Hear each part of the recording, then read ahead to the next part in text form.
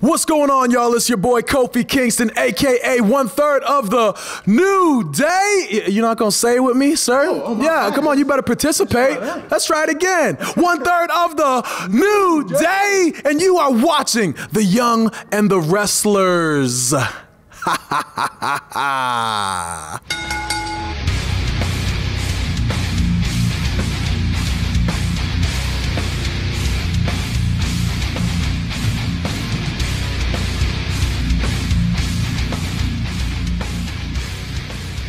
Welcome to the Young and the Wrestlers, the Pop Culture's WWE podcast. I'm one of your hosts, Ryan Best, alongside...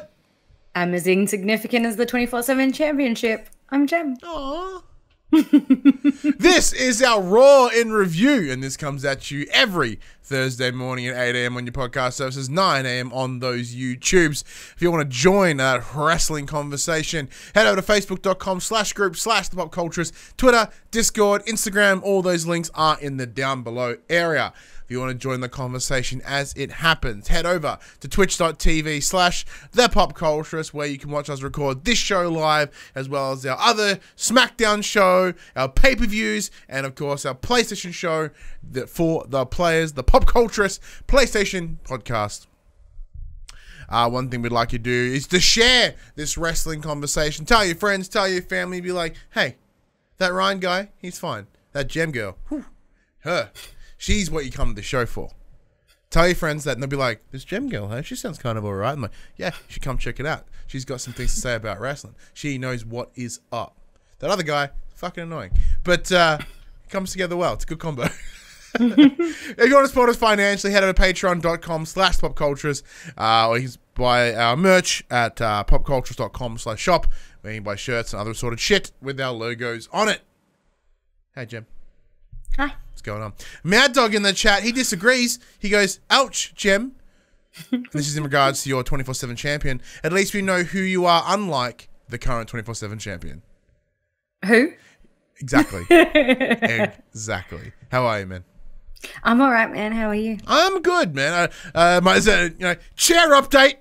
This is third podcast in a row. Chair is in Geelong. I have tracking details. It is in town, which means it should be coming here tomorrow. Oh, I'm so keen, because after recording the show last night, doing our Elimination Chamber, which is also on podcast services, as well on the YouTubes, I got up and my asshole just hurt. It just hurt.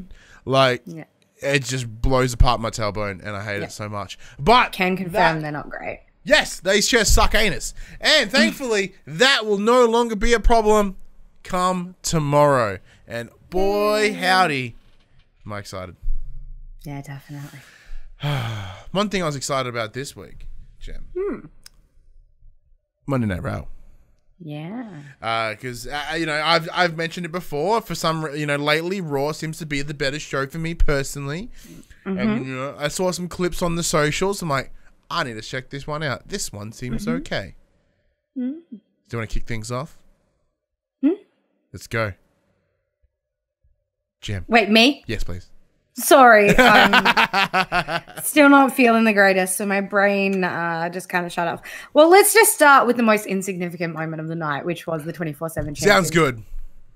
Which is not being dealt with like the 24/7 championship. Yeah, there was a match, Riddick Moss versus Cedric Alexander.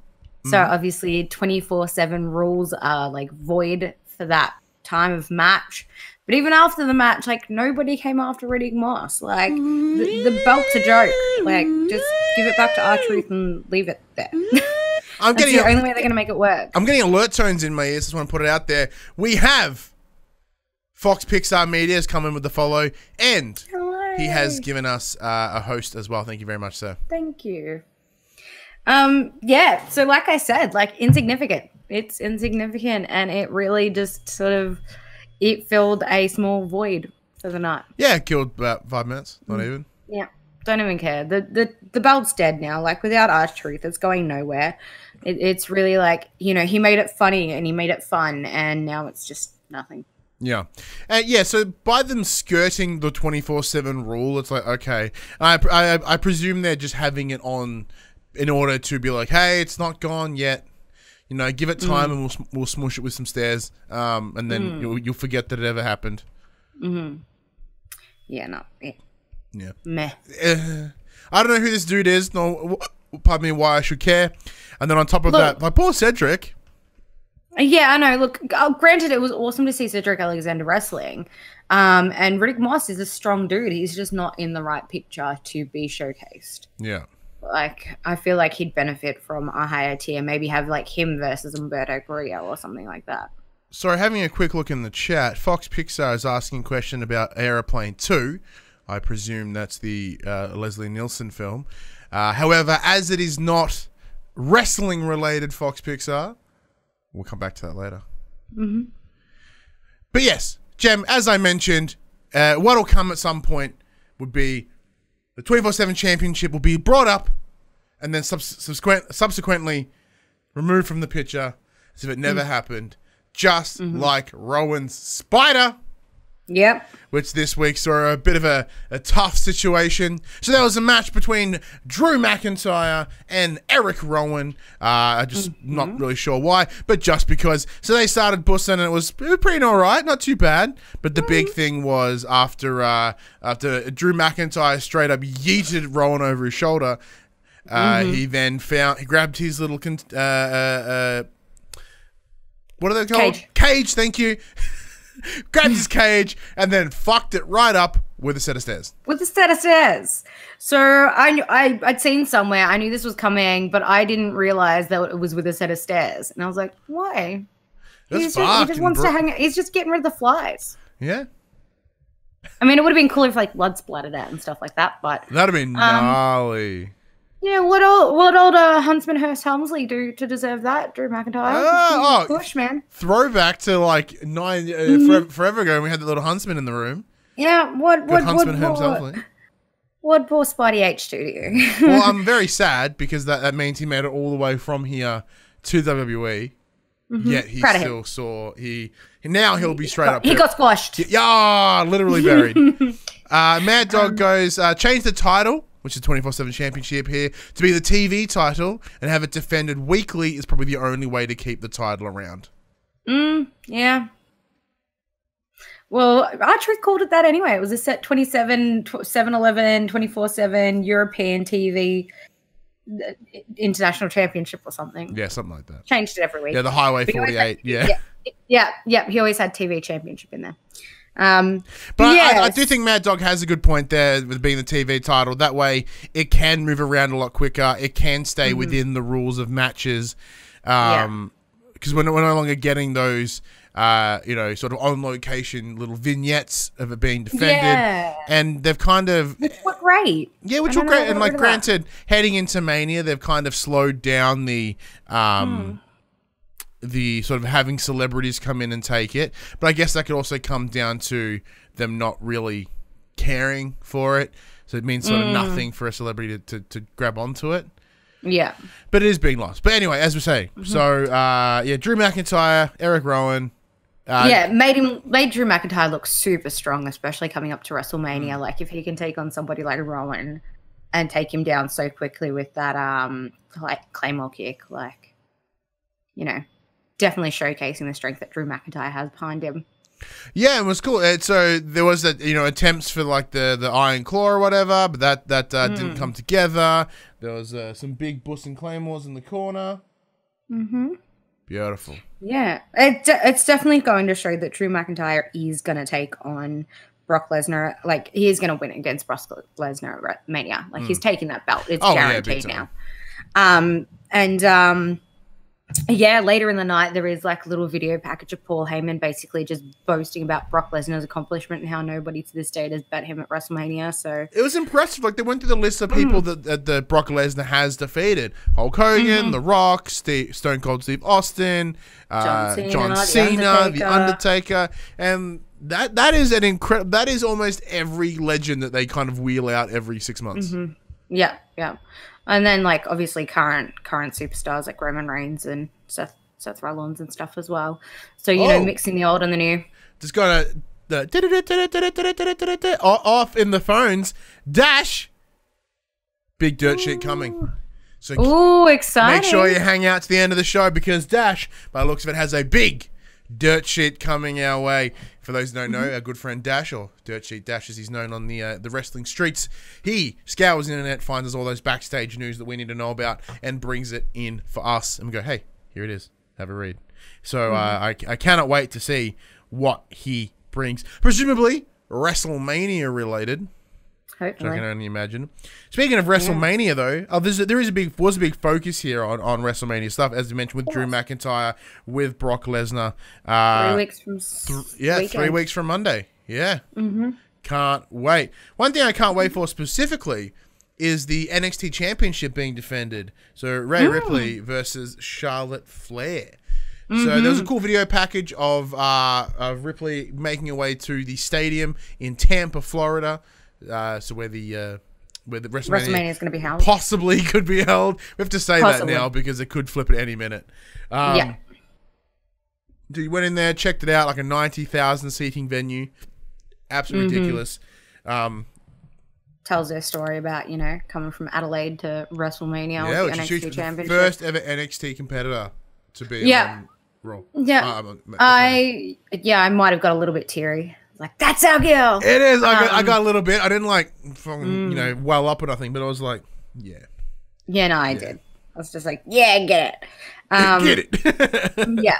But after this, Charlotte Flair comes out and obviously addresses it. And she's like, you talk about not wanting to beat me. You'll never be me and you'll never beat me. Ray comes out. She's like, she goes to say something. Charlotte cuts her off. She just clocks her in the jaw and leaves.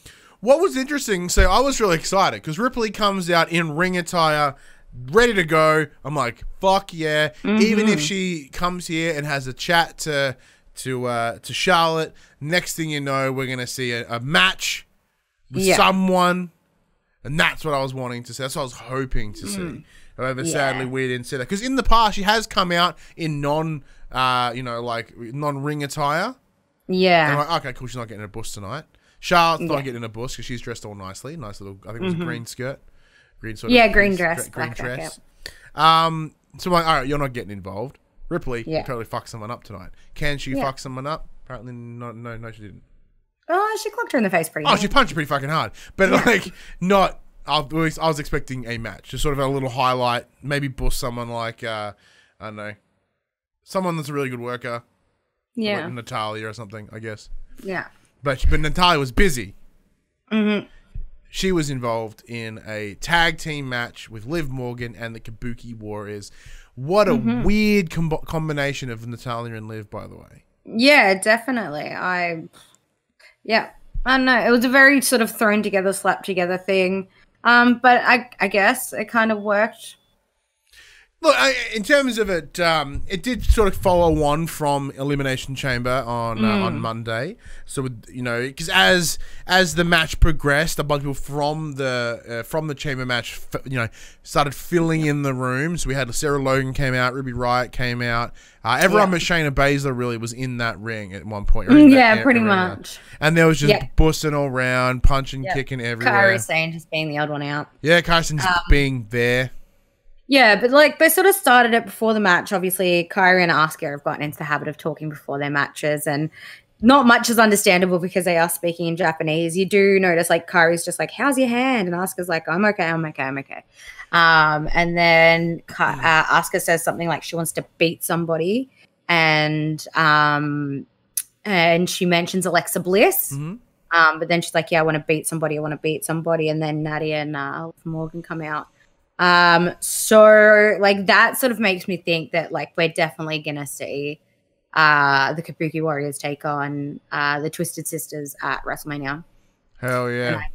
I definitely think that Alexa and Nikki are gonna take the titles, and there's gonna be a big old spotlight back on them again because Kairi and Asuka aren't preoccupied with that shit.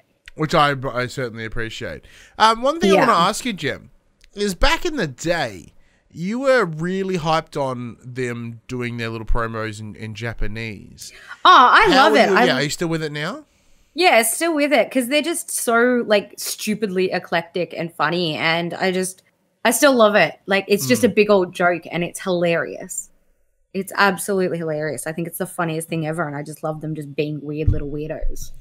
Yeah, like so I enjoy it because it's a good way to sort of see their energy and get their characters across. However, the minor thing I have with it is with Kyrie and Asuka not being booked all that well. Like we're like, okay, well we may not be able to understand their promos. Maybe we can get some story in the ring. But as it stands right now, they're not really delivering a story in the ring. It's just kind of like, okay, it's a bit of nonsense here and a bit of nonsense there, and I don't feel that it's gelling the way it should. We're getting, minor story beats like, how's your hand, whatever, like eliminate. They say enough keywords to sort of pull it along, but I'm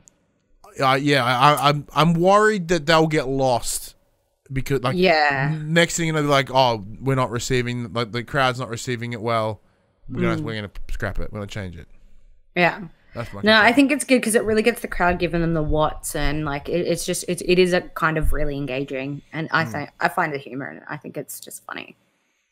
But yeah, obviously, like the match does get lost. The Kabuki Warriors do get the win because Sarah Logan and Ruby Riott start fighting on the outside. Liv Morgan decides to dive on them. She ends up out. Natalie gets her ass beat. Yeah, so this was basically a bigger, like just a big old setup for the Riot Squad. Which I like. So, because when we did sort of laid out our predictions around Elimination Chamber, what we thought would happen, we were both in agreement that we would see the Riot Squad sort of get connected onto each other and then almost not focus on the chamber match at hand and therefore cost themselves the win. However, we see different. Interestingly enough, we saw that here instead rather than in chamber. In chamber, which I think was cool because then it still kept the emphasis on what the emphasis was supposed to be on in chamber, which is Shayna Basler. It really didn't take away from her. So, yeah, it's good to see that they're carrying on something, like just to build towards something else. Like, I don't think we'll see their match at WrestleMania, but I feel like the following pay-per-view they might be. So you think this will at least have another 2 months in it? I think so. Okay. Well, how do you see it going? Like, what do you, if you could sort of fantasy book or even just speculatively book? Yeah, what they're going to do? I really don't know. I feel like they're needed as a tag team, and I think they'll all end up coming back together for some reason. Like, they'll beat the living shit out of each other, get their frustrations out. There'll be no definitive winner, and they'll just sort of like, we'll hug it out at the end of the match, and then we have the Riot Squad back. I think we need them. There's not enough tag team competition to warrant those titles. We need the Riot Squad. All right. So do you think that could? Oh, that might not work. I was going to, in terms of where my speculation lies, is I agree with you. I do think they'll come back together at some point. I don't see it being a WrestleMania match, similar to yourself. No. Maybe a kickoff show match. Oh, possibly, yeah. If I'm pretty sure there's a WrestleMania kickoff, but that's where the battle royal normally happens. Maybe the story will continue in the battle into the not so fabulous Moolah, like possibly where that will seep its way in, but. In terms of like how it's going to go, I think it's they're coming at it from different places. So Ruby is fighting for her return. Liv is doing a similar way, but she's fighting for relevancy in her return because everyone's sort of to prove that she's not just a follower. Exactly, and then Sarah Logan, she's just fighting for relevancy. Period. So they're all coming at it from different angles. Not left out, yeah, because Sarah is probably the one that's been most like lost since the split. She didn't get cool vignettes. She didn't get all these cool little things to come back, and it's a real shame. And I saw this on Twitter actually about Sarah Logan. It was this post about what's her gimmick, what's her character, and I kind of agree with them. Around the because she is this sort of amorphous blob of character-wise, not her personally. Sort of this mixed different things. Like she's wearing cargo pants and that sort of commando-esque attire, but then also getting sort of mild Viking influences. She's sort of not really defined by something. Do you feel that way or? Yeah, definitely. She's definitely lost. She's as blended in as her camouflage. Oh, Oh, nice. I'm like, I got nothing else after that. Was brilliant. Dash in the chat goes, the sheet is sent through. Get ready. It's going to be an interesting one. Oh, shit. Ooh. Speaking of like irrelevancy, though, yes. again, Bobby Lashley versus Zack Ryder. Yeah, what the fuck? Yeah, no Lana around. Everybody was chanting, "We want Lana" the whole match. It was definitely just a filler. On a plus side, we want Lana chance. Who would have imagined that we'd be getting "We want Lana" chance? That's very true. I never thought it would happen until tonight. Yeah, and like, you know, I mean, she comes out and they start yelling Rusev Day and shit, and then she's not there. I guess it really shows that charisma of the pair was Lana, and no one gave a fuck but Bobby Lashley. Like, that whole storyline exactly gave no one cared about him. No, not at all. Meh. In terms of Zack Ryder, it's good to have him on telly. Yeah, definitely. Seeing as him, Kurt Hawkins at ringside, which was awesome too. And do a whole bunch, but I presume Bobby won because, look, granted, I went up, took a pee, came back, match was over. So I was like, all right, cool. Yeah, it was a quick one. Not too crazy. Yeah. At least they're getting screen time. That is very true. At least they are getting screen time, and that is certainly positive. But Definitely a plus. Speaking of screen time, another gentleman that's getting quite a lot of screen time is Angel Garza. Mm-hmm. So he returns this week with Zelina Vega to have a match against Rey Mysterio. I can't roll my R. Can you do it? Rey. Thank you. So this is an interesting match. It was pretty good. I enjoyed it. However, in short, Angel took the L here, and it's got us asking the question, Jem, does this mean that we will see this is the end of the Angel and Zelina pairing, and that Angel may go back to NXT? I think so. This was obviously like Angel Garza was, I guess, like he was brought in by Zelina to fill Andrade's absence. So yeah, I definitely think this is maybe his step back, so that, you know, full-time superstars can get their spotlights back, I guess. Yeah, I agree with you as well. I do think because the feud is dead. It is certainly dead. We need these couple of superstars to sort of step away from this whole lucha battle royal, I guess, because they just seem to keep going. Family feud. Thank you. That's probably the best explanation. This whole family feud going on right now. So I do think having Angel move back to NXT, because it did really feel like he was there just to fill the void. Sorry,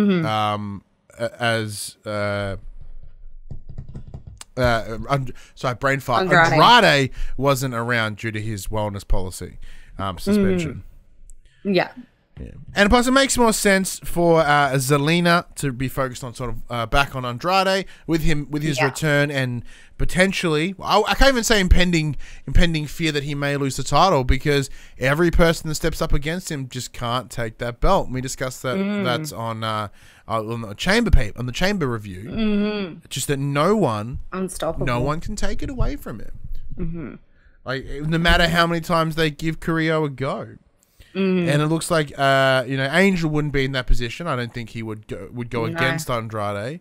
So why the purpose does he serve? So yeah, exactly right. I understand why he'd be moved back. I want to talk about that last, I reckon. That move into Becky Lynch and Shayna Basler. So this story continues here from Elimination Chamber, with Shayna taking the win at the Chamber match, giving her a shot at Becky Lynch. I'll let you take this one, Jem. Yeah, so Becky obviously opens the show, and we were talking on the Elimination Chamber episode about egos versus confidence. And I've said it and I'm going to keep saying it. Becky is going to lose at WrestleMania because she's egotistical. She's not confident. And she proved that tonight because, you know, there was some video promo where Shayna called her a bitch and she's like, you know, I might be a bitch, but I'm the bitch that runs this women's division. And that to me is egotistical. That's very Sasha Banks and Bailey. Very much so. Very much so. Yeah. So, you know, I think it was Byron Saxton might have said, you know, Becky Lynch is oozing confidence. I was like, no, she's oozing ego, man. Like after Elimination Chamber, Shayna Basler is confident and Becky is just arrogant about it. Sorry, Dash is yelling at me on my phone because I'm scrolling through the notes that you've given me, like making sure we're hitting all the beats. And then he's just like, "Stop looking at your phone! I'm getting all these messages from Messenger." Like, fuck off, Dash! I'm reading the show notes. Reading my notes.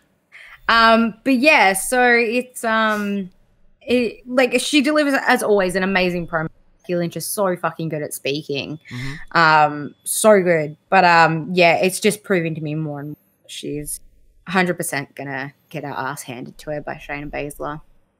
Look, I completely agree. We've discussed this already. Shayna's going to come in and just rock her fucking face off. But yeah, as in the words of Charlotte Flair, she'll humble her. Yes. But you were pretty much spot on there because you put here in the notes that Becky sort of was oozing confidence, and we discussed this yesterday. The idea of I think she's, you know, where Shayna is confident, where Becky is arrogant. Yeah, and 100%. you know, it is that thing because she did have a string of victories, pretty much undefeated in any sort of singles match from Mania to now. So it's one of those things that, you know, whether you may in fact be the best, but this arrogance, this belief in yourself can push you into a negative space in the same way that like Conor McGregor, as an example, using UFC, because he spent so long being undefeated that like that time when he got his ass handed to him you know, when he kind of went away for a little while, it was one of those situations that he came back sort of better and stronger because he felt untouchable and somebody had to prove to him that he it's one of those things, and like, it's the same situation. It is almost like which coincidentally another Irish person. I probably didn't realize that until I said it. So we did. Maybe it's the luck of the Irish. Is that the thing? That's a thing. I think so. Yeah. Let's see. Before we get into some good Edge and Randaddy stuff, let's have a look at the continuing Seth Rollins and Kevin Owens situation. So we do get a little bit of a, you know, earlier in the night promo vignette from when KO arrived at the arena. He is ambushed by Seth Murphy and the AOP with Seth sort of chowing on some popcorn.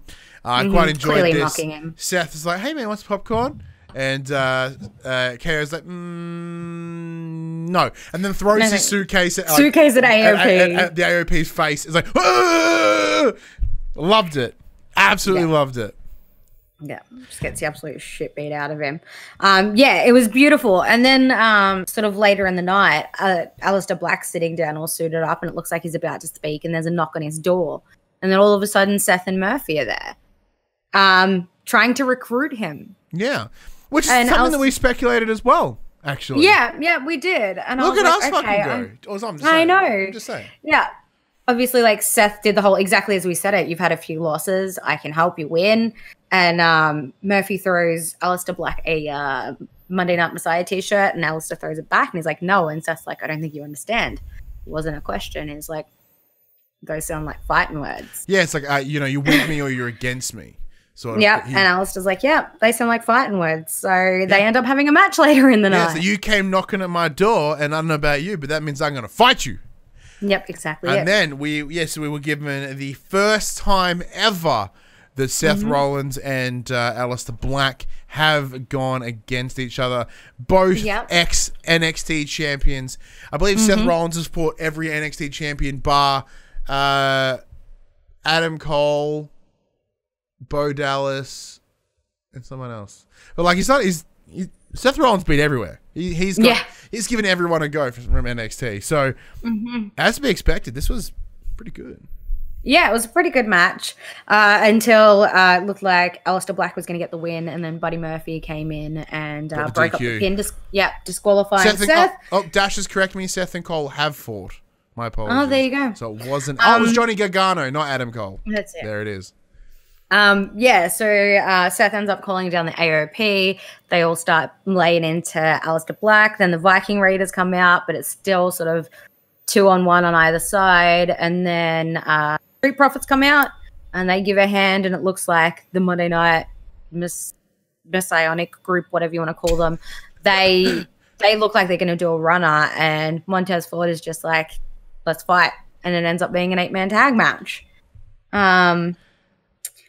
Which ended up, it was good. Yeah. No, it was fine. I enjoyed it. There was those good moments where everyone gets a turn.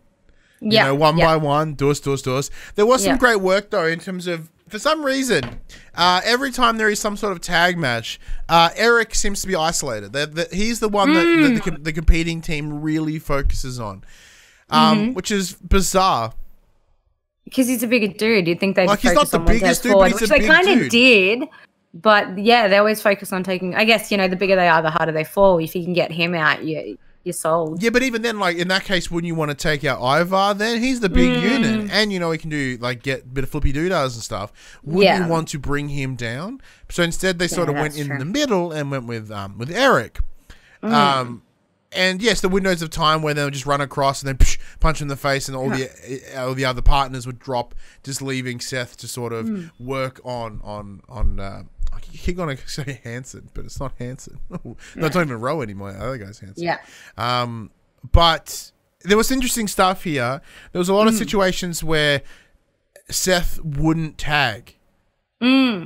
So he sort of stayed within the ring and did a lot of the beat down on the other guys. There were tags, but it's almost compared to the other team where they were hot tagging at any sort of point, where Seth was really focused, and moments with Buddy reaching out, being like, "All right, let me help you, dude. Let me help you. Tell me what to do," but just wasn't making that tab. There's a different approach here with Seth tonight.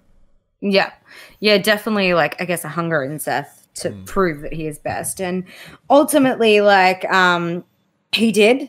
I believe he got the stomp and the pin on Montez Ford. Now, Montez, he's so brilliant. He is so good. I'm a big fan. He's just so good. He gets everybody so hyped all the time. It's so good. But yeah, he and as like he's like celebrating, I guess, KO comes running out and attacks, and like, clears AOP and Murphy, and then after giving Murphy a stunner, Seth capitalizes and ends up taking him out with 3 separate stomps. And like at one point Murphy goes to get in the ring and Seth was like, "Don't, just stay out," and Murphy just slides back out, and I was like, "Oh shit." So yeah, that was interesting. What do you think this means, Jem? With the idea, because we've seen a bit of a break between Murphy and Seth. Like, thankfully with the AOP, they don't speak a whole lot, so we're not going to see that sort of interaction. But I'm sure there's some resistance in there from them not having the titles or not being given the opportunity for the titles. But yeah, he was yelling at him in Elimination Chamber. What's wrong with you? Where were you? Like, it's interesting. It looks like things are starting to break a little bit there. Yeah, because it's when you mention that, like, at Chamber, he's like, "Where were you?" And now he's like, "Why are you here?" It's almost like Murphy's trying to swing the other way a little bit too much. Yeah, being a bit of too much of a follower and not much of a thinker. Seems like he's just forgotten how to think for himself. Which is certainly conceded, and I'm very fascinated to see where this goes. Now, Dash in the chat mentions, he goes, this Monday Night Messiah gimmick is awful. I think it could be done better. However, I do think this is the best we've seen from Seth in a while, especially since his face run anyway.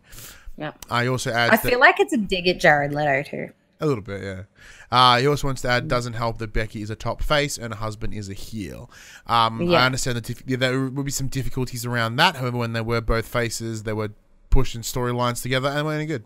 So, especially around that Extreme Rules pay-per-view last year, we had the Lacey Baron match. Wasn't very good.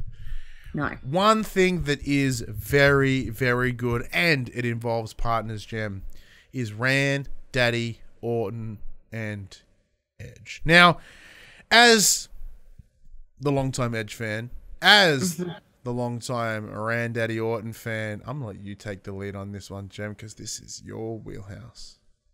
Did you want to... So are we going to finish with the other one then? What's the other one? What I missed? AJ and Undertaker. Oh, fuck. All right. Before I do that, that's about AJ and Undertaker. Fuck me. Thought that's the one you wanted to do last. Yeah, so do you want to take that one then? Yeah, so in that case, AJ Styles makes his way out to the ring to sort of just bullshit about The Undertaker.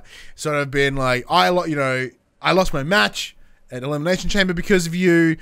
You know what? I lost the trophy. I lost my trophy. Daddy, because of you. He goes, I'm calling you out. Mm-hmm. And he wants the Taker at WrestleMania. So as the name of this episode gives away, we will be getting the Phenomenal One versus the Phenom. The Phenom. Yep. Phenom versus the Phenomenal. So it's happening. But that's not before he proceeds to almost semi-bury him a little, sort of calling him out and being like, X amount of years ago at WrestleMania where WrestleMania 33. He lost his streak to Brock Lesnar. So he lost his streak to Brock Lesnar at WrestleMania 30, I think, and then proceeded to then lose to Roman Reigns a couple of years later, where after he lost to Roman, he came out and put his coat and his hat in the ring, and how that should have been his retirement because it was beautiful, it was closure, and I agree it should have been. But his wife, Michelle McCool, breaking them kayfabe rules there, AJ Styles, comes out, calls her out, and says the only reason that the Taker didn't leave when he was supposed to was because of Michelle McCool. Now, Jem, I don't have a history with Michelle. Can you fill me in? So Michelle McCool, I believe she competed in one of the Divas competition before she came to the roster. She was in a phenomenal heel tag team called Laycool with a woman called Layla. She's former women's champion. Yeah, she did a lot. She actually did a lot in the women's division as part of the women's revolution. Because I know there was a bit of a stink this week when it came to announcing some of the for International Women's Day, announcing some of the women that had the most impact at WWE, and she was left out. She was left out. Maria Kanellis was left out. Like, it was, a bit shit. But yeah, basically, like, AJ goes on to say, like, she's going to run you into the ground and I'm going to help her. And he literally says he's going to kill The Undertaker. Yeah. They were allowed to do. Take his soul. Yep. He's like, you're going to die. Is AJ the one to retire The Undertaker? I think he could be. Oh, shit. Wouldn't that be ginormous? What does that mean for the next 6 years for fucking Saudi shows? I don't know. Yeah. Would you like to? Because the speculation is that John Cena may be having his semi-retirement match. So do you think we'll see 2 retirement matches this year? I mean, wouldn't put it past them, because then if they do properly retire, they can be inducted into the Hall of Fame. That's very true. And which is about time for The Undertaker. Both of them deserve it.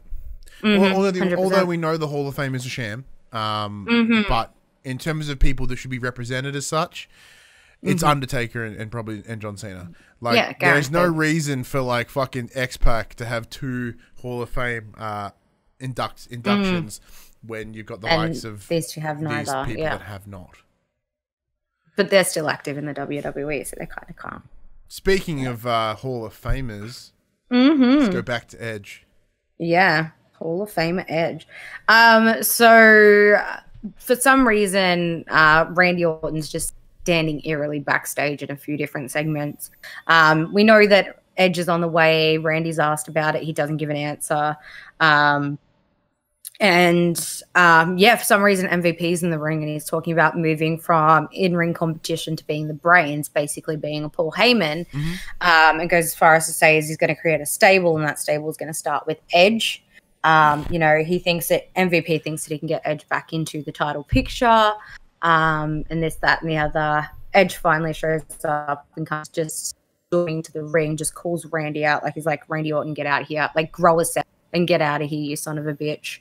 And MVP has the nerve to say something about Beth Phoenix and cops a spear from Edge. And then Randy Orton tries to show up from nowhere and cops his own fucking RKO from Edge. Yeah. And then, oh, yeah, it was beautiful. It was absolutely beautiful. And then Edge goes and grabs a chair and then goes and gets a second chair and goes to give Randy a concerto, but Randy runs off. So MVP gets up and tries to attack again, and Edge, he like chokes him out with a really interesting hold that I haven't seen before, like while staring Randy down. See, look, I'm going to mention, before we get into the specifics about the Randaddy and the Edge here, I understand why MVP was there just to get the shit kicked out of him. Yeah. I don't fucking care.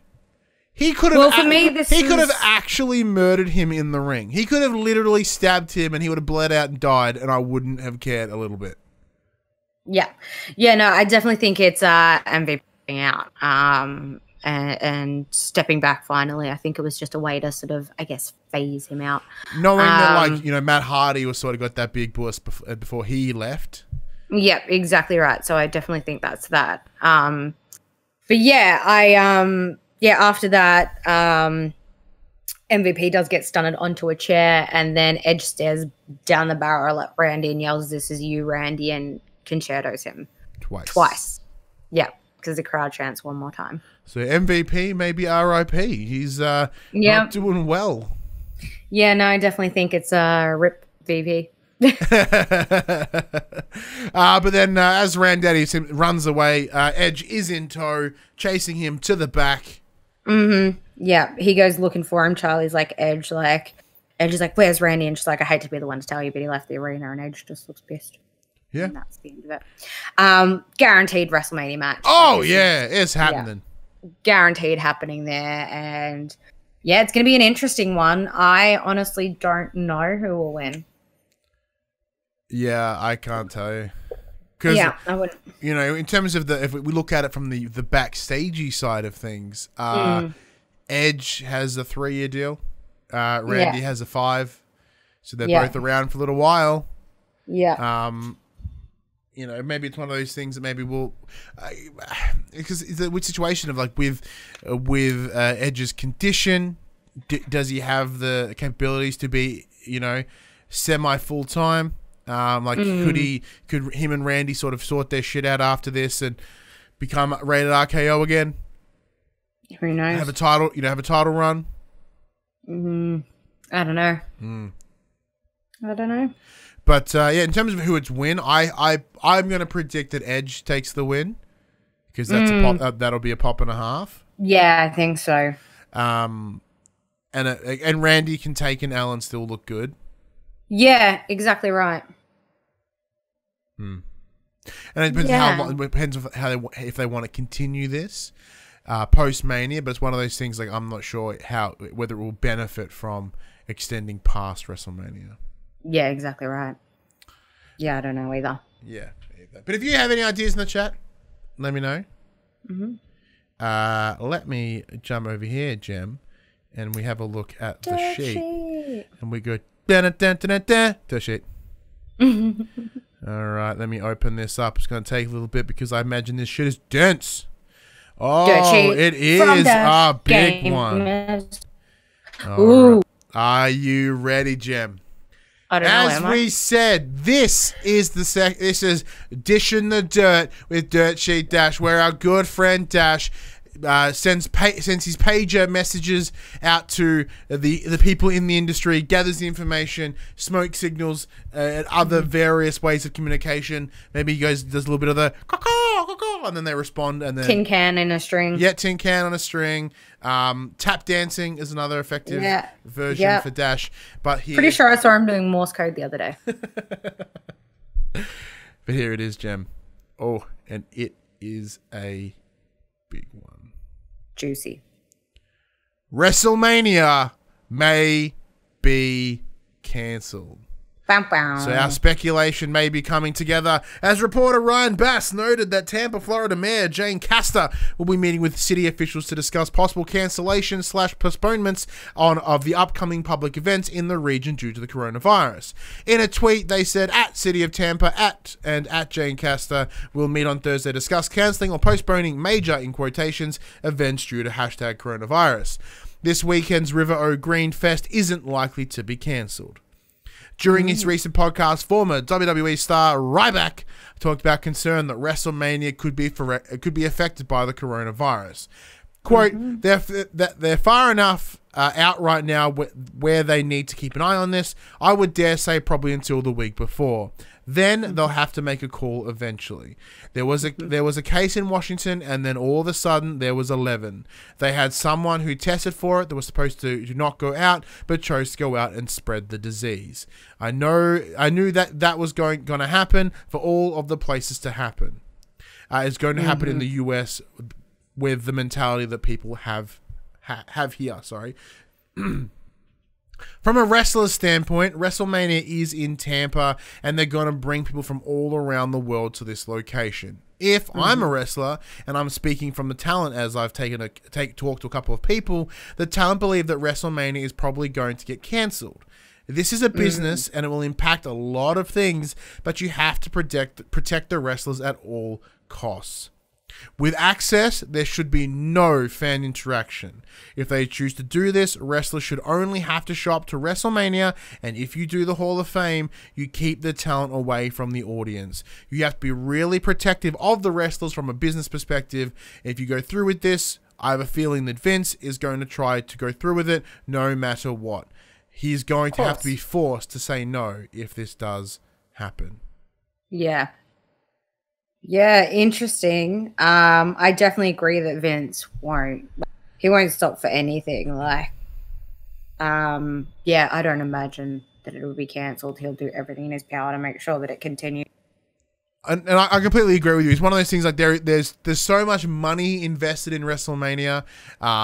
It would be brutal to have to refund all those tickets. But it is the right call. It is the right call. 100% the right call. However, it is disheartening, but it's all it's that weird line, right? Where it's like, oh man, but I'm grateful if it goes that way. Bright Guy 83 says, "What's up, my gamers? Hey man, how you doing?" Hello. Yeah. So look. Additionally to that, Dash has also added that Vince McMahon plans to hold empty arena shows. Interesting. Which is an idea that I actually considered prior to reading this. In the case of current pandemic spreading across the globe, Vince McMahon has held a firm stance on being sure to turn up to work weekly regardless of talent's concerns. One talent stated backstage this week that, quote, Vince is adamant that WrestleMania will go forward even without Tampa's consent, which of course is delusional. Yeah. There was an emergency meeting held backstage last week with Vince, Triple H, Stephanie, Shane, Paul Heyman, and Bruce Pritchard, along with creative. Vince stated that if things get out of control, then Raw, SmackDown, and NXT will likely be taped at a completely empty Full Sail University or the Oddly Performance Center back to back. Most definitely interesting time right now for the WWE. Yeah, for sure. Massive. I did discuss this today. We're having a chat. I was having a chat to my wife about this, actually. She doesn't give a shit about wrestling, but I was talking to her anyway. I was thinking, like, would this be a thing? Because one of the biggest thing about wrestling is the crowd and working with the crowd, working off the crowd. Yeah. How will this go in an empty arena? Now, I know they've done it in the past. I remember there being a halftime heat back in the day. I think it was Mankind versus Rock or something like that. And in that, they had a bit of a biff in an empty arena. Yeah, I don't know. Thank you, Dash, for keeping on chat there. Much appreciated. I don't think it'd work. I don't think it'd work the way they want it to. Yeah, I know that they're a business and they've still got to continue to make money. You know, it's not gonna translate without having that intention there. Yeah, it is one of those things, though. I do think it's that weird line of WrestleMania is so incredibly important within WWE that they may, in fact, going the empty arena may be the only way to go. Like Grant said, it won't get the pop, but that means at least millions and millions of people will watch it on that's on true. network. People will watch it from home, yeah. People watch it from home. And it's one of those things of that's probably the best way to go about it, because with the way the WWE work, they don't have an off season. They can't bring their off season earlier or something. They will kind of work through it. And if that means hanging tight and working at Full Sail or the Performance Center or doing something on like a small scale, that way because look, it's one of those other things, right? You know, if shit gets worse, which it will, there is this situation of people will need things like WWE, like wrestling, like TV, because you know, as the world continues to get more dour and more depressing, and as quarantine may become a common practice, there needs to be some things that keep people going. Yeah, for sure. And I do believe that entertainment will be that answer, and I do think that WWE could have an opportunity there to sort of show goodwill in some way to keep their audience going, which would be cool. Yeah. Speaking of doing things, keeping their audience going, final bit of news on the dirt sheet. AEW coronavirus statement. So they've come out and had a chat about the COVID-19. They have said all AEW events are currently moving forward as scheduled. And of course, the safety and well-being of AEW fans, partners, and talent is always our top priority. So we will continue to closely monitor the rapidly evolving situation related to COVID-19 and be guided by government officials, health organizations, and venue management. AEW will update ticket purchases if there are any changes to the event schedule, and we encourage everyone in the AEW family to be good to themselves and each other by taking preventative actions as recommended by the CDC and the World Health Organization. Wash your damn hands. Wash your hands! Do it! Wash these hands! Oh, that was the best. That was great. That was so good. Yep. They did a Braun Strowman promo with instead of get these, wash these hands. Yeah. Beautiful. Because we do know that at like from Dash's dirt sheet yesterday, superstars at meet and greets have not been physically interacting with clients apart from, you know, fist bumps and stuff like that. And even that's being sort of like no-noed. Yeah. So yeah, you know, on a more personal level, it does concern me that maybe won't get our live show in August. Disappointing. Hopefully, you know, presumably we still get refunds because it's out of our control. But that does make me sad. I'm quite excited for that, but also safety because you know even you know you and I are both Kevin Smith fans. The original plan was for him to be here in Australia this week as they presented the screening of Jay and Silent Bob Reboot, which came out today in Australian cinemas for a one-off screening across the country. Shut it! I missed it. However, he apparently will be returning later in the year to do a tour, presumably if all goes well. But, you know, that's two people. Yeah. At maximum, a team of like 6, right, would make their way to Australia for that tour, and they're pulling out. Yeah. What does that mean for the production crew, the entire talent of WWE coming to Australia? Yeah, that's true. Granted, our cases are fucking minimal at best, but it is more of the situation of what if then someone brings it from there to here and makes it worse. Yeah, that's one of those things. Right. Even though for the WWE shows they have like 5, possibly 10,000 people in that arena at best. That's one person could really fuck that up. Yeah, definitely. Yeah, it's all down to one. But anyways, that does bring us to the end of this episode. Jem, this was our Raw analysis, our Raw impressions, our hashtag Raw Anal. This comes at you every Thursday morning at 8 a.m. on your podcast services, 9 a.m. on those YouTubes. If you want to join that wrestling conversation, head over to facebook.com/group/popculturist, Twitter, Discord, Instagram. All those links are in the down below area. If you want to join the conversation. Oh, sorry, before you do that, one thing we'd like you to do, if you could you share that conversation? Tell your friends, tell your family, you know, let them know about this little ragtag wrestling show. You know, support indie wrestling shows.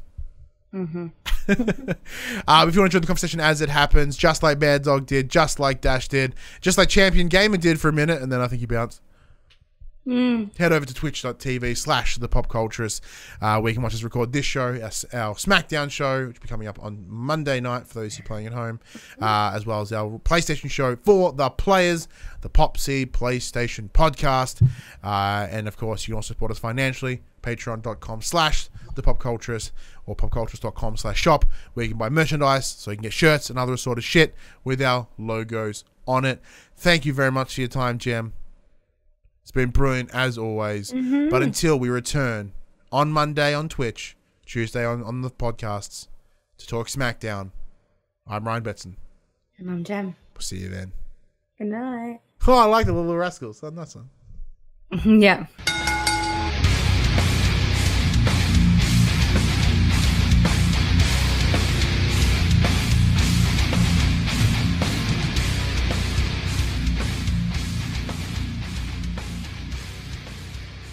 The Young and the Restless, the Pop Culturist WWE podcast, is fan support over at Patreon at patreon.com/thepopculturist. And we'd like to thank our Patreon producers and our Patreon founders for their kindness, their support, and their generosity. Our Patreon founders: Alpha Ferret, Craig O'Flaherty, David Chataway, Jesse Stevenson, and Jacob Garner. And our Patreon producers: AJ Abatomi, Damian Holdies, Kyle Dunn, Lee Wintershoven, Nathan Massetti, Paul James, Pure Mongrel, and Sean Levitt.